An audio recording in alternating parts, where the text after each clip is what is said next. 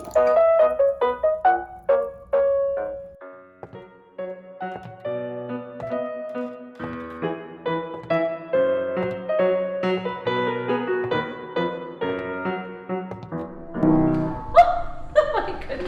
scared me there. Oh, while you're here, I may as well tell you a story about our school teacher, Miss Bailey.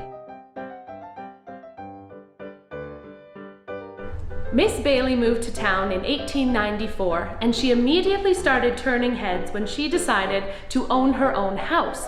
Now, usually school teachers would live in a boarding house, but she was a very independent woman. Now, the school population started to grow, and eventually they had over 85 students on average. Miss Bailey simply could not do this on her own. So the province put out an ad for a school teacher, and Mr. John Finglesmith answered the ad. But many people believe he also answered a personal ad by Miss Bailey, as the two had been courting for several years. He came on as principal and secondary school teacher here, and stayed on for some time until there was some sort of a spat over how the school was run, and he decided to leave, leaving Miss Bailey on her own in the school. But he stayed in town, he accompanied her to every social event, and even to church, although he was Presbyterian and she was Anglican.